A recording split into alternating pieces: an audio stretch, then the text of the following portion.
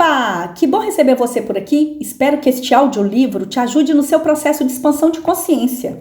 E se você conhece alguém que também possa gostar desse tipo de conteúdo, compartilhe com essa pessoa, se inscreva e curta o meu canal. Me ajude a expandir essa corrente de luz. Gratidão e vamos à leitura de hoje! Capítulo 1, Caracteres da Revelação Espírita, item 31. Pelas relações que o homem pode agora estabelecer com aqueles que deixaram a Terra, tem não somente a prova material da existência e da individualidade da alma, mas compreende a solidariedade que liga os vivos e os mortos deste mundo, e dos deste mundo com os de outros mundos. Conhece a sua situação no mundo dos espíritos, segue-os em suas migrações, testemunha suas alegrias e seus infortúnios, sabe por que são felizes ou infelizes, e a sorte que o espera a ele mesmo, segundo o bem ou mal que faça. Essas relações iniciam o homem na vida futura, que ele pode observar em todas as suas fases, em todas as suas peripécias. O futuro não é mais uma vaga esperança, é um fato positivo, uma certeza matemática. Desde então, a morte não tem mais nada aterrorizante, porque é para ele a libertação, a porta da verdadeira vida. 32.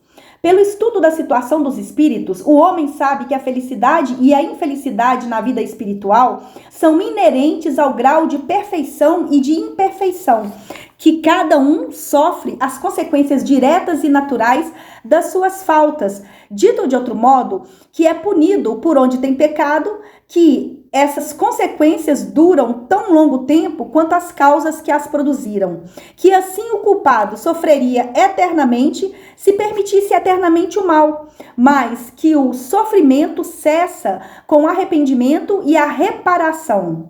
Ora, como depende de cada um melhorar-se, cada um pode, em virtude do seu livre-arbítrio, prolongar ou abreviar seus sofrimentos, como o doente sofre dos seus excessos tão longo tempo, enquanto não lhes põe um termo.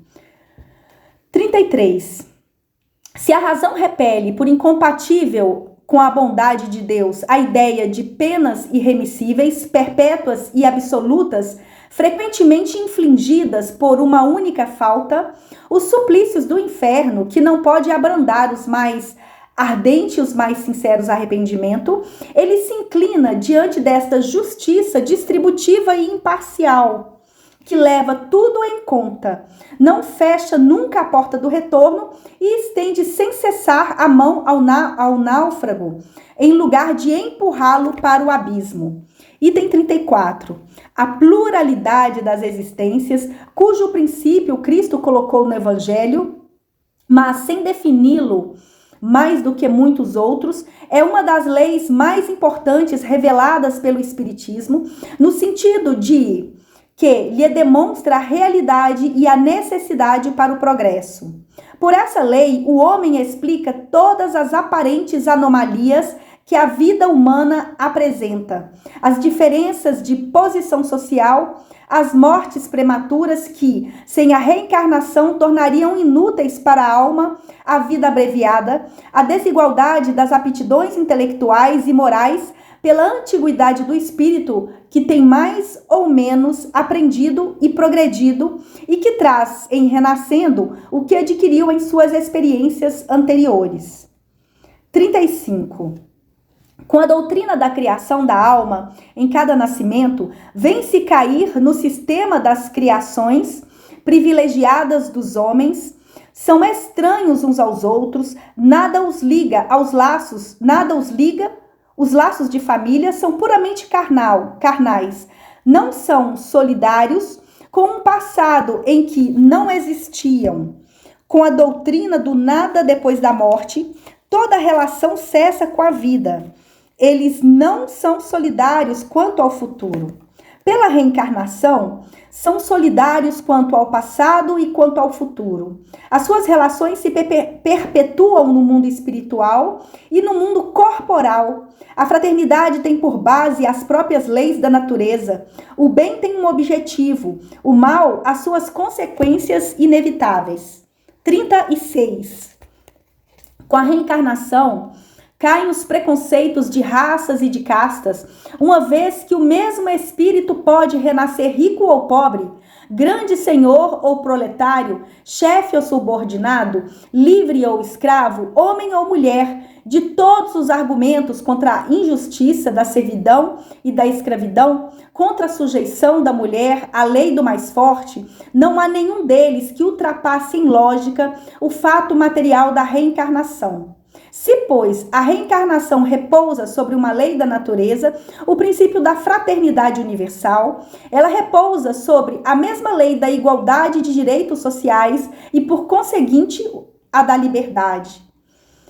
37. Tirai ao homem o espírito livre, independente, sobrevivente à matéria, e fareis dele uma máquina organizada sem objetivo, sem responsabilidade, sem outro freio que o da lei civil, e próprio para ser explorado como um animal inteligente. Não esperando nada depois da morte, nada o detém para aumentar os gozos do presente. Se sofre, não tem em perspectiva senão o desespero e o nada por refúgio.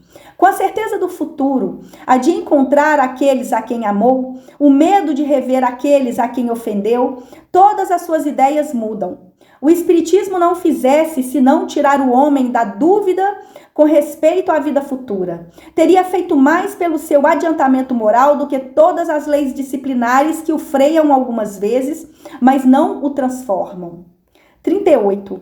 Sem a pré-existência da alma, a doutrina do pecado original não é apenas irreconciliável com a justiça de Deus, que torna todos os homens responsáveis pela falta de um só deles. Seria como contrassenso e tanto menos justificável que, segundo essa doutrina, a alma não existia na época a qual se pretende fazer remontar a sua responsabilidade.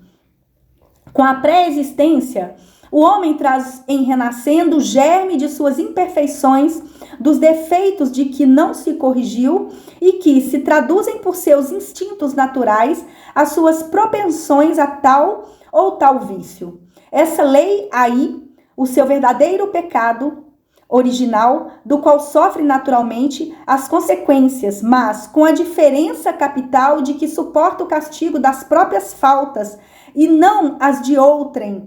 E esta outra diferença, ao mesmo tempo consoladora, encorajante e soberanamente equitativa, de que cada existência lhe oferece os meios de se remir pela reparação e de progredir, seja em se despojando de algumas imperfeições, seja adquirindo novos conhecimentos, e isso até que, estando suficientemente purificado, não tenha mais necessidade da vida corporal e possa viver exclusivamente a vida espiritual, eterna e feliz.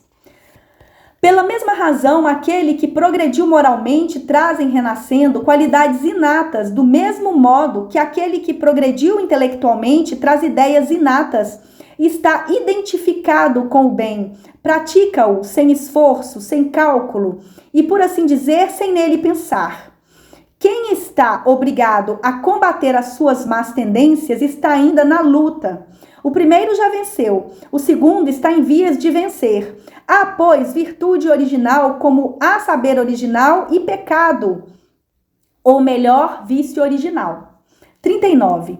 O Espiritismo experimental estudou as propriedades dos fluidos espirituais e a ação deles sobre a matéria. Demonstrou a existência do perispírito suspeitado desde a antiguidade e designado por São Paulo sob o nome de corpo espiritual. Quer dizer, de corpo fluídico da alma depois da destruição do corpo tangível. Sabe-se hoje que esse envoltório é inseparável da alma, que é um dos elementos constitutivos do ser humano, que é o veículo de transmissão do pensamento e que durante a vida do corpo serve de laço entre o espírito e a matéria.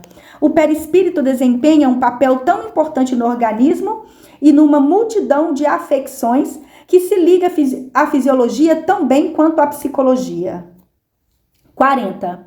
O estudo das propriedades do perispírito, dos fluidos espirituais e dos atributos fisiológicos da alma abre novos horizontes à ciência e dá a chave de uma multidão de fenômenos incompreendidos até então por falta de conhecimento da lei que os rege. Fenômenos negados pelo materialismo por se ligarem à espiritualidade, qualificados por outros de milagres ou de sortilégios, segundo as crenças.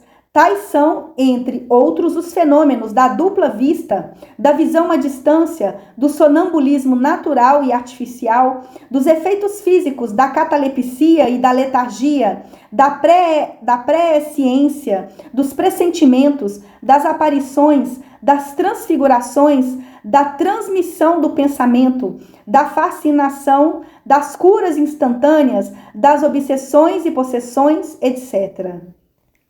Em demonstrando que esses fenômenos repousam sobre leis tão naturais quanto os de outros fenômenos elétricos e as condições normais nas quais podem se reproduzir. O Espiritismo destruiu o império do maravilhoso e do sobrenatural e, por consequência, a fonte da maioria das superstições. Se fez crer na possibilidade de certas coisas consideradas por alguns como quiméricas, impediu de crer em muitas outras, das quais demonstra a impossibilidade e a irracionalidade. O Espiritismo, bem longe de negar ou de destruir o Evangelho, vem ao contrário confirmar, explicar e desenvolver pelas novas leis da natureza que revela tudo o que o Cristo disse e fez. Traz a luz sobre os pontos obscuros dos seus ensinamentos, de tal sorte que aqueles para quem certas partes do Evangelho eram ininteligíveis ou pareciam inadmissíveis, as compreendem sem esforço, com a ajuda do Espiritismo, e as admitem. Veem melhor a sua importância e podem separar a realidade da alegoria. O Cristo lhes parece maior. Não é mais simplesmente um filósofo, é um Messias divino. 42. Se considera, por outro lado, a força moralizadora do Espiritismo pelo objetivo que assinala para todas as ações da vida, pelas consequências do bem e do mal que faz tocar com o dedo, a força moral, a coragem, as consolações que dá nas aflições por uma inalterável confiança no futuro, pelo pensamento de ter perto de si os seres a quem amou, a segurança de revê-los, a possibilidade de conversar com eles, enfim, pela certeza de tudo o que se faz, de que tudo o que se adquire em inteligência, em ciência, em moralidade, até a última hora da vida, nada está perdido, que tudo aproveita o adiantamento. Reconhece-se que o Espiritismo realiza todas as promessas do Cristo com respeito ao Consolador anunciado. Ora, como é o Espírito da Verdade, quem preside ao grande movimento de regeneração, a promessa do seu advento se encontra realizada porque, pelo fato, é ele o verdadeiro Consolador. Nota de rodapé. Muitos pais de família deploram a morte prematura de crianças para cuja educação fizeram grandes sacrifícios e dizem a si mesmos que tudo isso é pura perda. Com o Espiritismo não lamentam mais esses sacrifícios e estariam prontos a fazê-los, mesmo com a certeza de verem morrer seus filhos. Porque sabem que, se esses últimos não aproveitam essa educação no presente, ela servirá em primeiro lugar para seu adiantamento como espíritos, depois que isso será igualmente adquirido para uma nova existência e que, quando retornarem, terão uma bagagem intelectual que os tornará mais aptos para adquirirem novos conhecimentos. Tais são essas crianças que trazem em nascendo ideias inatas, que sabem, por assim dizer, sem terem necessidade de aprender. Se os pais não têm a satisfação imediata de verem seus filhos aproveitarem essa educação, dela gozarão certamente mais tarde, seja como espíritos, seja como homens. Talvez eles sejam, de novo, os pais dessas mesmas crianças de quem se dirá felizmente, dotadas pela natureza e que devem as suas aptidões a uma procedente educação. Do mesmo modo, se os filhos acabam mal pela negligência dos seus pais, estes podem ter que sofrer mais tarde pelos dissabores e desgostos que lhes suscitarão em uma nova existência. O Evangelho segundo o Espiritismo, capítulo 5, número 21, mortes prematuras. 43. Se esses resultados se acrescenta à rapidez extraordinária da propagação do Espiritismo, apesar de tudo o que se fez para abatê-lo, não se pode discordar de que a sua vinda tenha sido providencial, porque triunfa de todas as forças e de toda a má vontade dos homens. A facilidade com a qual ele é aceito por um tão grande número, e por isso, sem constrangimento, sem outros meios senão o poder da ideia, prova que responde a uma necessidade e de crer em alguma coisa depois do vazio cavado pela incredulidade e que, consequentemente, veio em seu tempo. 44. Os aflitos são, em grande número. Não é, pois, surpreendente que tantas pessoas acolham uma doutrina que consola, de preferência as doutrinas que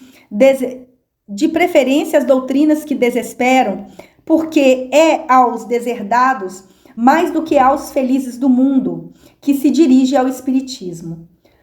O enfermo vê chegar o médico com mais alegria do que aquele que está bem. Ora, os aflitos são os enfermos, e o consolador é o médico. Vós que combateis o Espiritismo, se quereis que renunciemos a ele para seguir-vos, dai, pois, mais e melhor do que ele. Curai com maior segurança as feridas da alma. Dai mais consolações, mais satisfações ao coração, esperanças mais legítimas, certezas maiores. Fazei do futuro um quadro mais racional, mais sedutor, mas não penseis em destruí-lo. Vós, com a perspectiva do nada, vós, com a alternativa das chamas do inferno ou da beata e inútil contemplação perpétua. 45. A primeira revelação estava personificada em Moisés, a segunda no Cristo. A terceira não está em nenhum indivíduo. As duas primeiras são individuais. A terceira é coletiva. Está aí um caráter essencial de uma grande importância. Ela é coletiva no sentido de que não foi feita como privilégio a pessoa alguma, que ninguém, por conseguinte, pode dela se dizer o profeta exclusivo. Foi feita simultaneamente sobre toda a terra a milhões de pessoas, de todas as idades e todas as condições, desde da mais alta escala, segundo esta predição referida pelo autor, aos Atos dos Apóstolos. Nos últimos tempos, disse o Senhor, derramarei de meu espírito sobre toda a carne. Vossos filhos e vossas filhas profetizarão, vossos jovens terão visões e vossos velhos terão sonhos. Atos, capítulo 2, versículo 17 e 18. Não saiu de nenhum culto especial a fim de servir a todos um dia de ponto de reunião. Nota de rodapé. Nosso papel pessoal no grande movimento de ideias que se prepara para o Espiritismo e que começa a se operar é o de que um observador atento que estuda os fatos para procurar-lhes a causa e deles tirar as consequências, confrontamos tudo aquilo que nos foi possível colecionar, comparamos e comentamos as instruções dadas pelos Espíritos sobre todos os pontos do globo. Depois, coordenamos tudo metodicamente em uma palavra. Estudamos e demais ao público o fruto das nossas pesquisas, sem atribuir ao nosso trabalho outro valor do que o de uma obra filosófica deduzida da observação e da experiência, sem jamais colocarmos-nos como fundador de doutrina, nem ter querido impor nossas ideias a ninguém. Publicando-as, usamos de um direito comum àqueles que as aceitaram, fizeram-no livremente. Se essas encontraram numerosas simpatias, foi porque fizeram a vantagem de responderem às aspirações de um grande número, do que não poderíamos nos envaidecer, uma vez que a origem não nos pertence. O nosso maior mérito é o da perseverança e do devotamento à causa que abraçamos. Em tudo isso fizemos o que outros poderiam fazer igual a nós. Por isso, nunca tivemos a pretensão de nos crer profeta ou Messias e ainda menos de nos dar como tal. 46. As duas primeiras revelações, sendo o produto de um ensinamento pessoal, foram forçosamente localizadas, quer dizer, ocorreram sobre um único ponto em torno do qual a ideia se espalhou pouco a pouco, mas necessitou muitos séculos para que atingissem as extremidades do mundo, sem mesmo invadi-lo inteiramente. A terceira tem de particular que, não estando personificada no indivíduo, produziu-se simultaneamente em milhares de pontos diferentes, todos tornando-se centros ou focos de irradiação. Multiplicando-se estes centros, seus raios se encontram pouco a pouco como círculos formados por uma multidão de pedras lançadas na água, de tal sorte que, em dado tempo, acabarão por cobrir a superfície inteira do globo. Tal é uma das causas da rápida propagação da doutrina. Se ela tivesse num único ponto, se fosse obra exclusiva de um homem, teria formado seita ao seu redor, mas talvez decorresse meio século antes que tivesse alcançado os limites os limites do país onde nascera. Ao passo que, 10 anos depois, tem marcos plantados de um polo a outro. 47. Essa circunstância, inaudita na história da doutrina, deu a esta uma força excepcional e um poder de ação irresistível. Com efeito, se a reprimem num ponto, em um país, é materialmente impossível reprimi-la em todos os pontos, em todos os países. Por um lugar onde seja entravada, haverá 1000 ao lado, onde ela florescerá. Ainda mais se a atingem num indivíduo, não se podem atingi-la nos espíritos que lhe são a fonte. Ora, como os espíritos estão por toda parte, e haverá deles sempre, se por impossível se chegasse a abafá-la em todo o globo, ela reapareceria algum tempo depois, porque repousa sobre um fato, e este fato está na natureza, e não se podem suprimir as leis da natureza. Eis do que devem se persuadir os que sonham com o aniquilamento do espiritismo. Revista Espírita, fevereiro de 1865, página 38, Perpetuidade do Espiritismo. 48. Entretanto, dissemos, esses centros teriam podido permanecer muito tempo isolados uns dos outros, confinados que estão alguns em países longínquos. Entre eles seria preciso um traço de união que os pusesse em comunhão de pensamentos com seus irmãos em crença, dando-lhes a conhecer o que se fazia em outra parte. Esse traço de união que teria faltado ao espiritismo na antiguidade encontra-se nas publicações que vão por toda parte, que condensam sob uma forma única, concisa e metódica o ensinamento dado por parte sobre formas múltiplas e em línguas diversas. 49. As duas primeiras revelações não poderiam ser senão resultado de um ensinamento direto. Deviam impor-se à fé pela autoridade da palavra do Mestre, não estando os homens bastante avançados para concorrerem na sua elaboração. Notemos, todavia, entre elas uma nuance bem sensível que se prende ao progresso dos costumes e das ideias, se bem que tenham sido produzidas no mesmo meio. Mas, após 18 séculos de intervalo, a doutrina de Moisés é absoluta, despótica, não admite discussão e se impõe ao povo pela força. A de Jesus, essencialmente conselheira, é livremente aceita e não se impõe senão pela persuasão.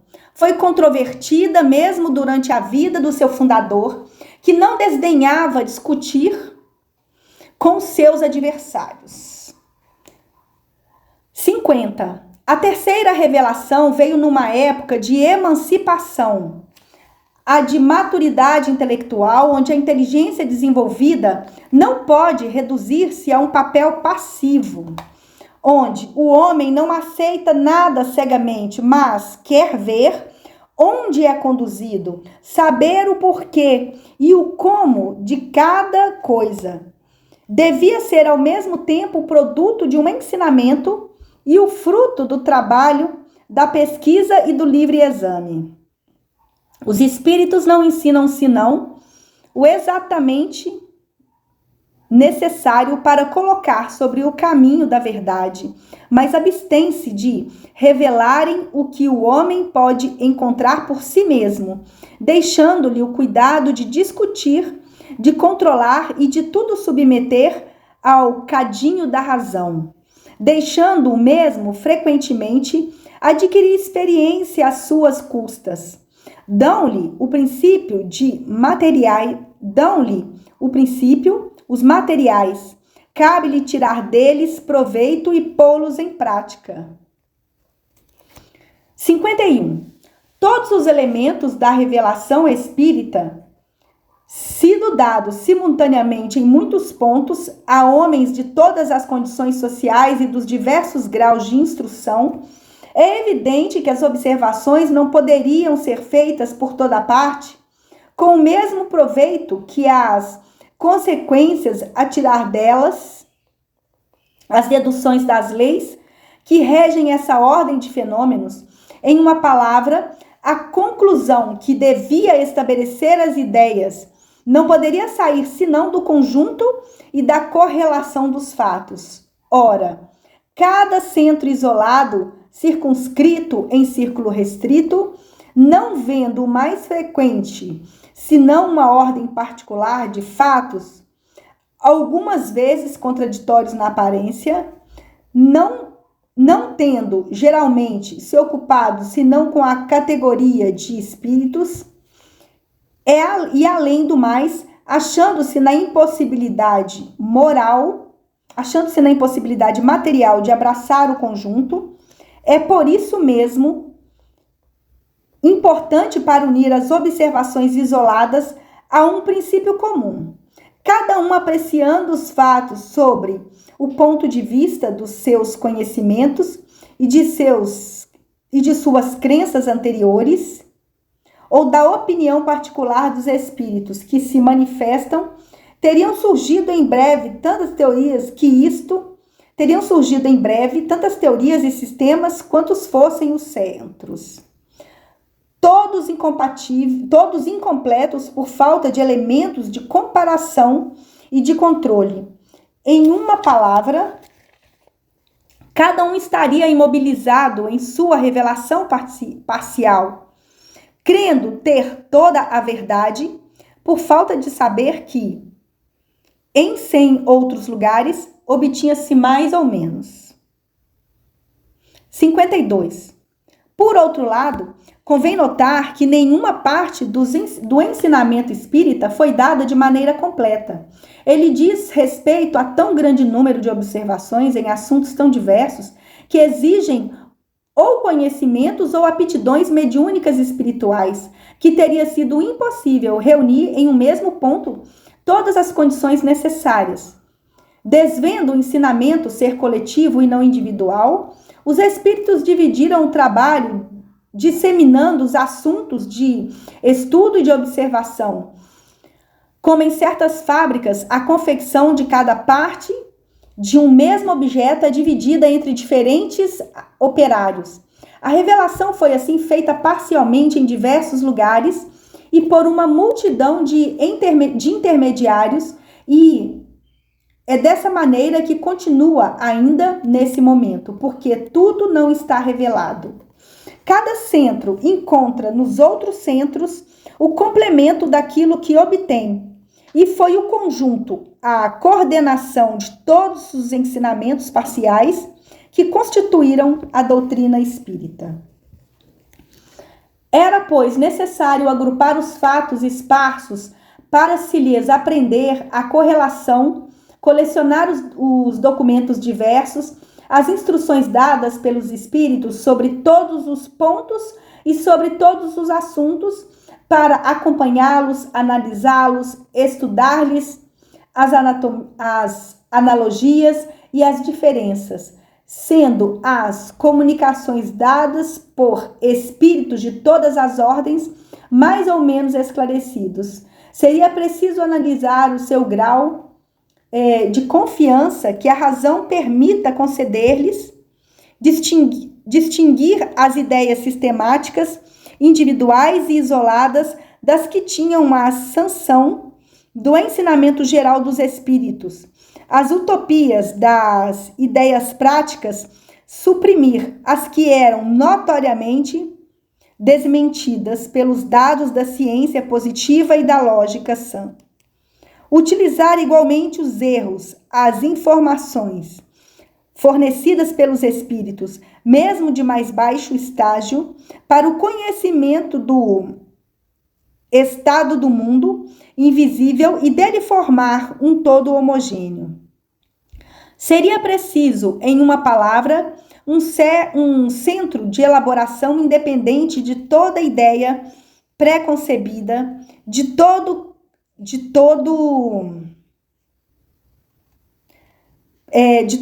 preconceito de seita, decidido a aceitar a verdade tornada evidente, mesmo sendo ela contrária às suas opiniões pessoais. Esse centro foi formado por si mesmo, pela força das coisas e sem propósito premeditado. O Livro dos Espíritos, a primeira obra que fez o Espiritismo entrar no caminho filosófico, pela dedução das consequências morais dos fatos, que abordou todas as partes da doutrina, tocando as mais importantes questões, espontaneamente, convergiam os trabalhos individuais. 53. Este estado de coisas resultou em dupla corrente de ideias, uma indo das extremidades para o centro, as outras retornando do cenário para a periferia. Foi assim que a doutrina prontamente marchou para a unidade, malgrado a diversidade das fontes de onde ele emanou, que os sistemas divergentes tombaram pouco a pouco, pelo fato do seu isolamento diante da ascendência da opinião da maioria, por falta de nela encontrar ecos simpáticos. Uma comunhão de pensamentos foi então estabelecida entre os diferentes centros parciais, falando a mesma língua espiritual. Eles se compreendem e simpatizam de uma extremidade à outra no mundo. Os espíritas se acham mais fortes e lutaram com mais coragem, marcharam com passo mais seguro quando não se viam mais isolados, quando sentiam um ponto de apoio, um laço que os unia à grande família, os fenômenos dos quais eram testemunhas, não lhes pareciam mais estranhos, anormais, contraditórios, quando puderam ligá-los às leis gerais de harmonia, abarcar de um golpe de vista o edifício e verem em todo esse conjunto um objetivo grande e humanitário. Mas como saber se um princípio é ensinado por toda parte ou se não é, senão o resultado de uma opinião pessoal? Os grupos isolados, não estando no caso de saberem o que se diz em outra parte, era necessário que um centro reunisse todas as instruções para fazer uma espécie de escrutínio e levar ao conhecimento de todos a opinião da maioria. 54. Não há nenhuma ciência que, em todas as suas partes, tenha saído do cérebro do homem. Todas, sem exceção, são produtos de observações sucessivas, apoiando-se sobre as observações precedentes, tais como sobre um ponto conhecido para chegar ao desconhecido. Foi assim que os espíritos precederam com o espiritismo. Por isso seu ensinamento está graduado. Não abordam as questões senão à medida que os princípios sobre os quais devem se apoiar estejam suficientemente elaboradas e que a opinião deseja, às vezes, que a opinião esteja madura para assimilá-los. Há mesmo que se notar que todas as vezes que os centros particulares quiserem abordar questões prematuras, não obtiveram senão respostas contraditórias não concludentes. Quando, ao contrário, está chegado o momento favorável, o ensinamento se generaliza e se unifica na quase universidade dos centros. Há, todavia, entre a marcha do espiritismo e das ciências, uma diferença capital. Estas não atingiram o ponto onde chegaram, senão depois de longos intervalos, ao passo que bastaram alguns anos ao espiritismo, se não para atingir o ponto, pelo menos para recolher uma soma de observações bastante grande para constituir uma doutrina. Isso deve-se à multidão incalculável de espíritos que, pela vontade de Deus, se manifestaram simultaneamente, trazendo cada um o contingente de seus reconhecimentos. Disso resultou que todas as partes da doutrina, em lugar de serem elaboradas sucessivamente durante vários séculos, o foram quase simultaneamente em alguns anos, que bastaram para agrupá-las e para delas formar um todo. Deus quis que assim fosse. Primeiro, para que o edifício chegasse mais depressa ao topo. Em segundo, porque se pôde, pela comparação, ter um controle, por assim dizer, imediatamente e permanentemente na universidade do ensinamento. Cada parte não tendo valor e autoridade, senão pela sua conexão com o conjunto, todas devendo harmonizarem-se, encontrar o seu lugar de ordem geral e chegar cada uma a seu tempo. Não confiando a um único espírito o cuidado da promulgação da doutrina, Deus quis, por outro lado, que o menor, como maior entre os espíritos e entre os homens, levasse sua pedra ao edifício, a fim de se estabelecer entre eles um laço de solidariedade cooperativa que faltou a todas as doutrinas saídas de uma única fonte. De outra parte, cada espírito, assim como cada homem, não tendo senão uma soma limitada de conhecimentos individualmente, não estavam habilitados a tratarem exprofesso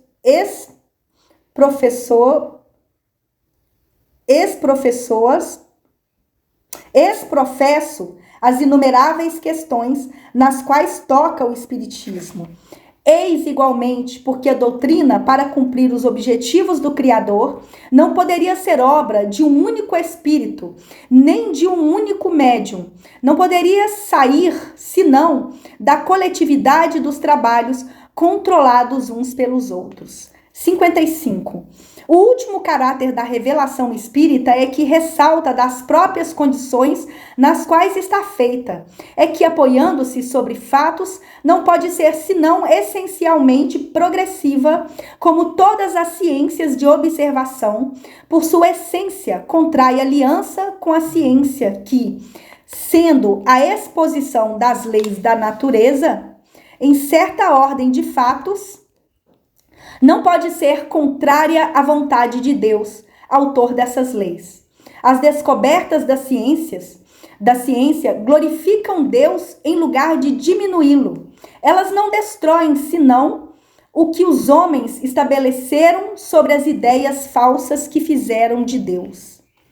O Espiritismo não coloca, pois, como princípio absoluto, senão o que está demonstrado como evidência ou que ressalta logicamente da observação, tocando em todos os ramos da economia social, às quais presta o apoio de suas próprias descobertas. Assimilará sempre todas as doutrinas progressivas, de qualquer ordem que sejam, chegadas ao estado de verdades práticas e saídas do domínio da utopia. Sem isso, se suicidaria, cessando o ser, o que é, mentiria à sua origem e ao seu fim providencial. O Espiritismo, caminhando com o progresso, não será jamais ultrapassado, porque, se novas descobertas lhe demonstrarem que está em erro sobre um ponto, modificar-se-á sobre esse ponto. Se uma nova verdade se revela, ele a aceita. 56. Qual a utilidade da doutrina moral dos espíritos, uma vez que não é outra senão a do Cristo? O homem tem necessidade de uma revelação e não pode encontrar em si mesmo tudo o que lhe é necessário para se conduzir? Sobre o ponto de vista moral, Deus, sem dúvida, deu ao homem um guia na sua consciência que lhe diz: não faça a outrem o que não queres que se te faça. A força natural está certamente inscrita no coração dos homens, mas todos sabem tê-la. Nunca desprezaram os seus sábios preceitos? Que fizeram da moral do Cristo? Como a praticam aqueles mesmos que a ensinam? Não se tornou uma letra morta, uma bela teoria, boa para os outros e não para si? Censurais a um pai por repetir 10 vezes, 100 vezes as mesmas instruções a seus filhos, se não as aproveitam? Por que Deus faria menos do que um pai de família? Por que não enviaria de tempos em tempos entre os homens mensageiros especiais encarregados de chamá-los aos seus deveres e reconduzi-los ao bom caminho, quando deles se afastam? De abrirem os olhos da inteligência àqueles que os têm fechados, como os homens mais avançados enviam missionários entre os selvagens e os bárbaros? Os espíritos não ensinam outra moral, senão a do Cristo, pela razão de que não há outra melhor. Para que servem os seus ensinamentos, uma vez que não dizem senão o que nós sabemos? Poder-se-ia dizer tanto da moral do Cristo, que foi ensinada 500 anos antes dele por Sócrates e Platão, e em termos quase idênticos de todos os moralistas que repetem a mesma coisa em todos os tons e sob todas as formas. Pois bem, os espíritos vêm simplesmente aumentar o número dos moralistas, com a diferença que, manifestando-se em toda parte, se fazem ouvir tanto na choupana quanto no palácio, pelos ignorantes como pelas pessoas instruídas. O que o ensinamento dos espíritos acrescenta à moral do Cristo é o conhecimento dos princípios que liga os mortos e os vivos, que completam as noções vagas que que havia da alma, do seu passado e do seu futuro, e que dão por sanção a doutrina às próprias leis da natureza. Com a ajuda das novas luzes trazidas pelo Espiritismo e os Espíritos, o homem compreende a solidariedade que liga todos os seres. A caridade e a fraternidade tornam-se necessidade social. Faz por convicção o que não fazia senão por dever e o faz melhor. Quando os homens praticarem a moral do Cristo, só então poderão dizer que não tem mais necessidade de moralistas, encarnados ou desencarnados, mas então também Deus não mais lhos enviará. 57. Uma das mais importantes questões entre as que estão colocadas no alto desse capítulo é esta: qual é a autoridade da revelação espírita, uma vez que emana de seres cujas luzes são limitadas e que não são infalíveis? A objeção seria séria se essa revelação não consistisse, senão do ensinamento dos espíritos, se devêssemos tê-la deles exclusivamente e aceitá-la de olhos fechados. Ela é sem valor desde o instante em que o homem lhe traz o concurso de sua inteligência e de seu julgamento, que os espíritos se limitam a colocá-lo no caminho das deduções que pode tirar da observação dos fatos. Ora, as manifestações e suas inumeráveis variedades são fatos. O homem os estuda, neles procura a lei e é ajudado neste trabalho pelos espíritos de todas as ordens, que são antes colaboradores do que reveladores. No sentido usual da palavra, submete suas declarações ao controle da lógica e do bom senso. Desta maneira, ganha conhecimentos especiais que eles oferecem na sua posição, sem abdicarem do uso da sua própria razão. Os espíritos, não sendo outros, senão as almas dos homens, em nos comunicando com eles, não saímos da humanidade, circunstância capital a se considerar. Os homens de gênio que foram a luz da humanidade saíram, pois, do mundo dos espíritos, como nele reentraram deixando a terra. Desde que os espíritos podem se comunicar com os homens, esses mesmos gênios podem lhes dar instruções sobre a forma espiritual, como fizeram sobre a forma corpórea. Podem nos instruir depois de sua morte, como fizeram em sua vida. São invisíveis em lugar de serem visíveis. Eis toda a diferença. A sua experiência e o seu saber não devem ser menores. E se a sua palavra, como homens, tinha autoridade, não a deve ter menos, porque estão no mundo dos espíritos. 58. Mas não são apenas os espíritos superiores que se manifestam. São também os espíritos de todas as ordens. E isso era necessário para nos iniciar no verdadeiro caráter do mundo espiritual, nolo mostrando sobre todas as suas faces. Com isso, as revelações entre o mundo visível e o mundo invisível são mais íntimas. A conexão é mais evidente. Vemos mais claramente de onde viemos e para onde vamos. Tal é o objetivo essencial das comunicações. Todos os espíritos, a qualquer grau que tenham chegado, nos ensinam, pois, alguma coisa, mas, como são mais ou menos esclarecidos, cabe a nós discernir o que há neles de bom e de mal e de tirar o proveito que os seus ensinamentos comportam. Ora, todos, quaisquer que sejam, podem nos ensinar ou revelar coisas que ignoramos e que, sem eles, não saberíamos. 59. Os grandes espíritos encarnados são individualidades poderosas, incontestavelmente, mas cuja ação é restrita e necessariamente lenta em se propagar.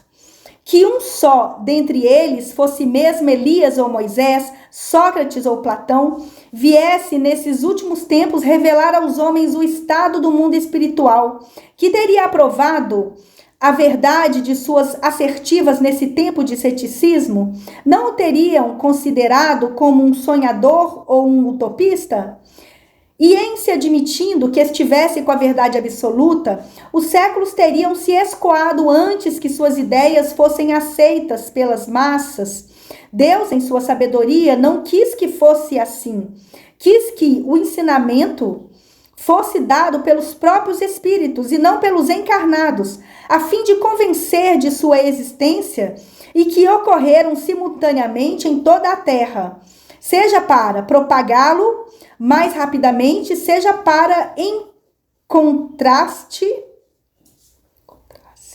seja para que encontrasse na coincidência do ensinamento uma prova da verdade, tendo cada um nos meios de se convencer por si próprio. 60. Os espíritos não vêm para livrar o homem do trabalho, do estudo e das pesquisas, não lhe trazem nenhuma ciência pronta, o que pode encontrar ele mesmo, deixando-no às suas próprias forças. É o que os espíritos sabem perfeitamente hoje. Desde muito tempo, a experiência demonstrou o erro da opinião que atribuía aos espíritos todo o saber e toda a sabedoria, e que bastava dirigir-se ao primeiro espírito que chegasse para conhecer todas as coisas. Saídos da humanidade, os espíritos lhes são uma das faces, como sobre a terra, os a superiores e vulgares, muitos deles sabem, pois, científica e filosoficamente, nem mais nem menos, como entre os homens os mais avançados podem nos informar sobre mais coisas, dar-nos conselhos mais judiciosos do que os atrasados. Pedir conselhos aos espíritos não é dirigir-se a forças sobrenaturais, mas aos semelhantes, aqueles mesmos a quem nós nos teríamos dirigido em seu viver, aos parentes, aos amigos ou aos indivíduos mais esclarecidos do que nós. Eis do que importa se persuadir, e o ignoram aqueles que, não tendo estudado o espiritismo, fazem uma ideia completamente falsa sobre a natureza do mundo dos espíritos e das relações de além-túmulo. 61. Qual é, pois, a utilidade dessas manifestações ou, querendo dessas revelações, se os espíritos não sabem mais do que nós ou se não dizem tudo o que sabem?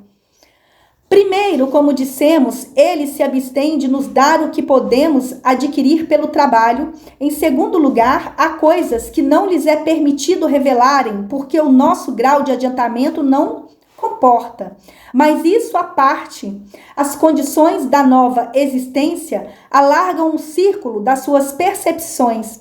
Veem o que não viam na terra, livrem dos entraves da matéria, liberados dos cuidados da vida corporal, julgam as coisas de um ponto de vista mais elevado e, por isso mesmo, mais sadiamente, a sua perspicácia abarca um horizonte mais vasto, compreendem os seus erros, retificam as suas ideias e se desembaraçam aos preconceitos humanos.